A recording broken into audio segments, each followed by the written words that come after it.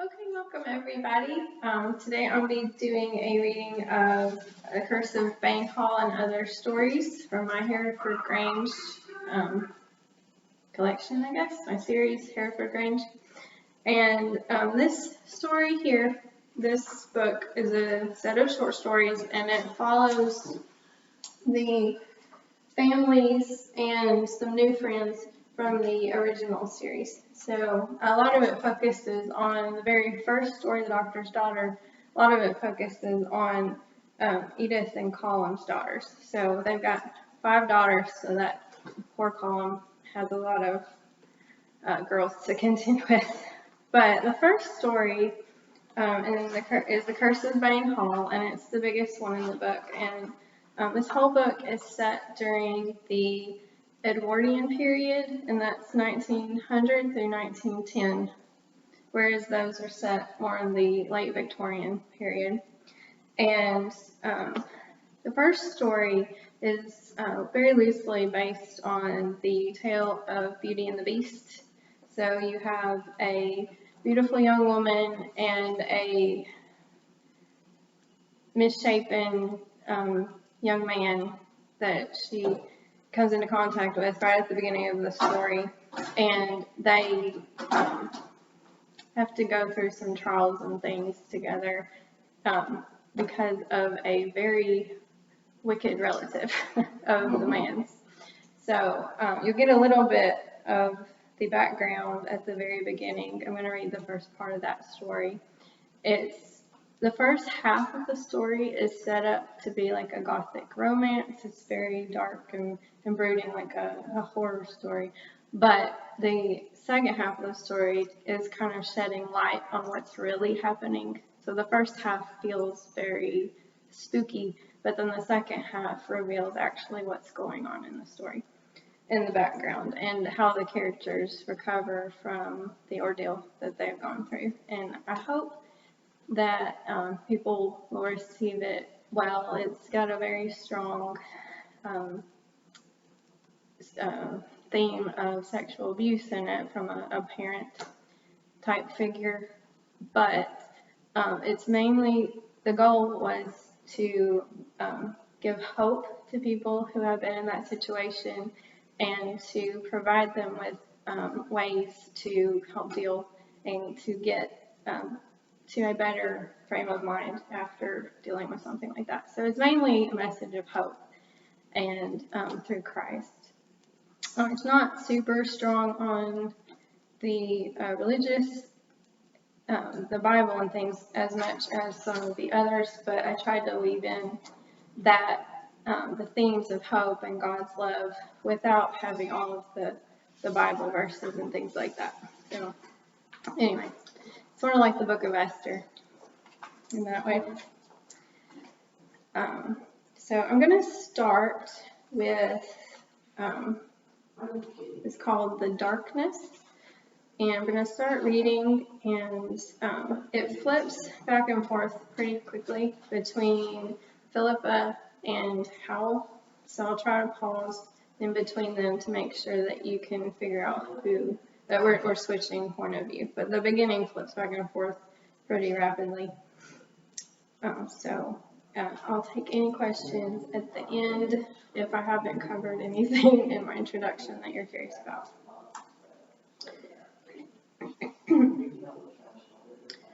Hiss. An eerie chill slithered up the spine of Philippa Yates as she climbed the damp stone steps of Bayne Hall, the ancestral home of the Atherley family. The great stone and brick mansion had been forgotten by most citizens of the county, due to its long distance from the villages as well as the secluded grounds. The supposed owner and sole occupant of the house, a Mr. Howell Atherley, was purported to be a recluse, only emerging in the evenings, and never where a crowd gathered. Philippa had never seen Mr. Atherley in person, but fate had determined they would soon meet. As she raised her fist to knock on the smoke-scorched front door, a door inside the mansion slammed closed with a reverberating bang. A dog howled in the distance as if in answer, and Philippa's resolve crumbled. She turned to flee as the dark sky opened, unleashing a torrent of rain. Backing toward the house to shelter under the porch roof, she found the front door unlocked. She scurried inside and latched it behind her.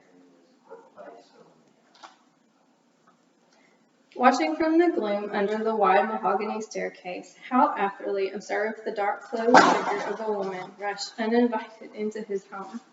Her dark golden-brown hair was damp from the humid afternoon and the sudden storms plaguing the estate. Her long silk dress was a morbid black, most unusual for summer wear, and her prim ebony hat drooped precariously to one side.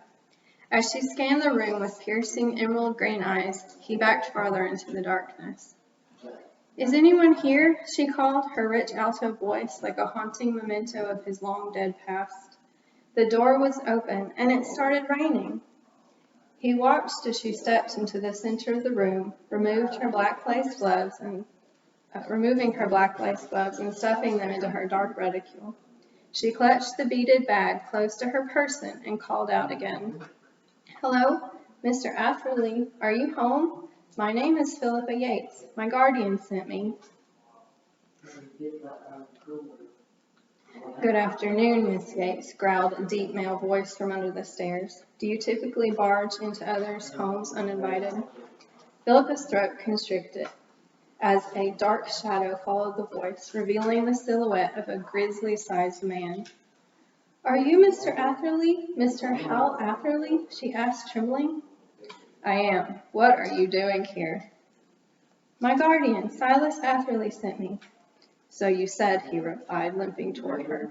"Perhaps I should rephrase my question. For what purpose were you sent here?" A flash of lightning illuminated the dim hall, casting light and shadow over her host's jagged features. She gasped at the monster before her and dropped her reticule. Her heel caught in the hem of her morning dress as she stumbled back, but her fall was broken by his strong grip on her arm. He pulled her to her feet and, releasing her, stepped back. "Thank you, sir. I beg your pardon." She could feel his two-toned eyes boring into her, a feature revealed by their close encounter. One iris was a dark, brooding brown, while the other was stormy blue. She mustered her courage. "My guardian, your closest relative, was unable to make the journey himself. He departed this world a week ago yesterday. It was stated in his will that I was to come here." "Why?" She pulled a sealed letter from her beaded bag and, handshaking, gave it to him. He snatched it up and moved to the window. His lips moved as he read in silence. A look of confusion was replaced by anger. Balling up the paper, he let out a mad howl. Heart pounding, she leapt for the door. He was a maniac. "Stop," he yelled, bounding past her and blocking her exit. "You didn't read the letter?" "No, sir. It was sealed. Please, if you let me go, I won't tell a soul about coming here. I'll... "No, Miss Yates. It seems you're to be my guest for the foreseeable future." "I don't understand." He tossed the missive to her, which she uncrumpled. "Dear Hal, it's been many long years since we last met, but I haven't forgotten. I'm calling in your debt. My ward, Miss Philippa Yates, will soon be all alone in the world. I've sent her to live with you at Bayne Hall. If you turn her out, my solicitor will tell the police you killed her. Your cousin, Silas Atherley. P.S. Best tell her about the curse. She may be its next victim." She read the letter over several times. How could Uncle Silas do this to her? He'd been nothing but kind, taking her in when her parents had died in the shipwreck 15 years before. True, his affections were often given in a material form, new dresses, her favorite books, small pieces of jewelry, and the like. But she'd always felt safe and content in his care. Had she misjudged him?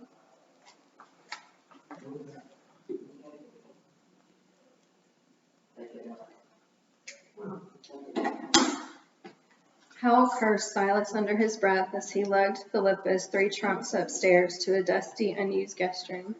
The man had taken one parting shot in death, and it had been fatal.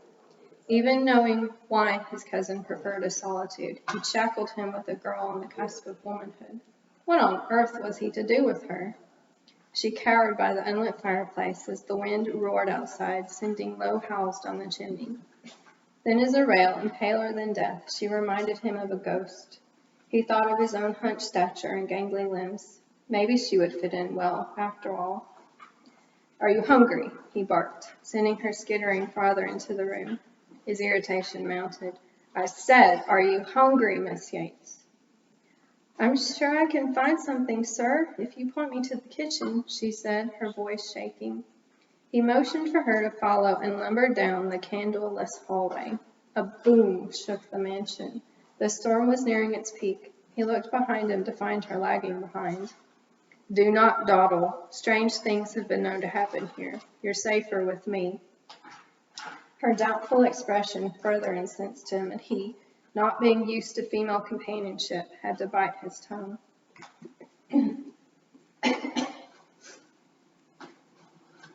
Her host pointed to a cupboard where Philippa found boxes of crackers, links of dried meats, and tins of oatmeal. A larder held cheese, butter, and milk, as well as a couple of slabs of venison. He referred her to the cellar for root vegetables. "I wasn't expecting company," he explained gruffly. "Can you manage?" Too terrified to look at his scarred face, she pulled out crackers, cheese, and milk. "Yes, sir." "No more of this sir business," his deep bass boomed. "My name is Howell, and that is what you'll call me." "Yes, Howell," she stammered. Are you hungry?" "No, stay in the kitchen until I return. Do not leave under any circumstances." Her assent was lost in the banging of the back door. She assembled her meager meal and sat down at a wooden table, which was as marked up as Howell. Trembling, she bowed her head to pray, but instead of words, tears spilled forth. The driving rain soaked Howell before he made it to the kennels. Sorry.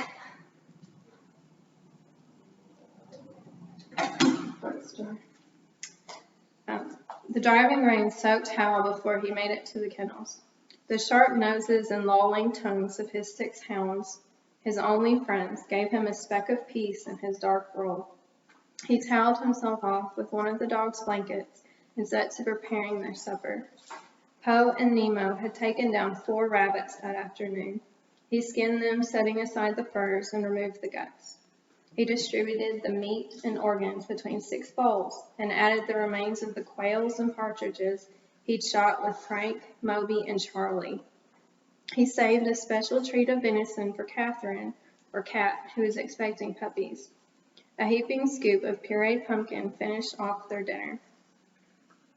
He watched the white, brown, and black speckled canines devour their meal with a smile on his face. It fell when he remembered his unexpected visitor. It had been years, no, over a decade since he'd spoken to a woman, and that woman had been special. She hadn't looked down on him like the others. She was kind and sincere, showing him the love of Christ. But now she was dead. Bidding his dogs good night, Hal set off for the house. The kitchen was dark when he entered, and he feared Philippa had disobeyed him. He snatched up a match and lit the gas lamp he kept on the counter. A warm yellow glow filled the space, and he looked frantically around. Spotting her lying face down on the table, he loped over and shook her desperately. Miss Yates, are you all right?" Startled, she lifted her dark, intricately coiffed head and let out a blood-curdling scream. So I'm going to leave you there.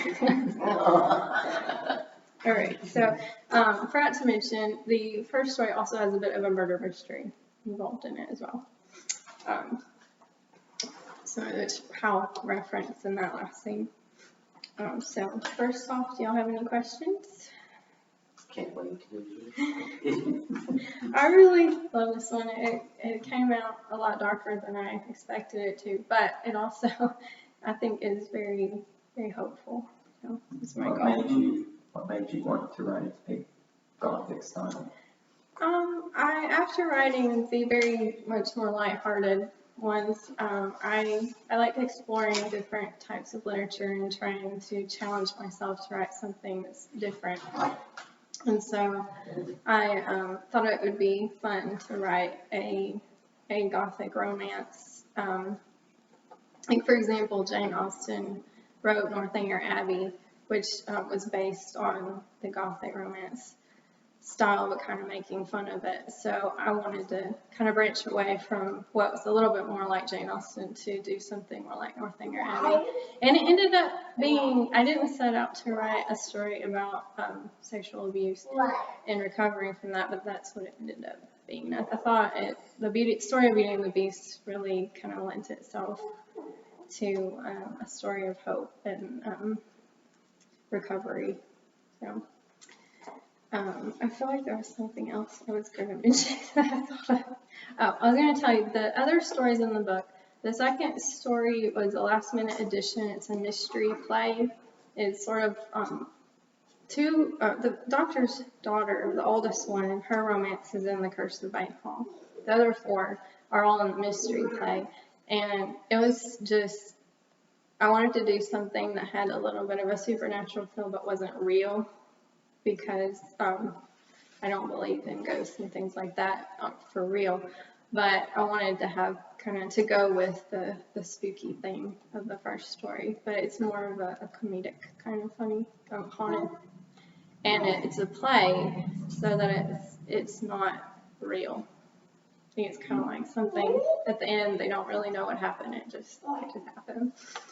And then the very last section all has romantic comedies that are based on either ghost stories or things like that. They're meant to be funny, and there's not real ghosts or anything, but it all has kind of a Halloween feel, which should have released it in the fall, but I didn't get it done in time to do that. So, but you have any other questions? Okay, well, thank you so much for coming, and I hope you enjoyed reading.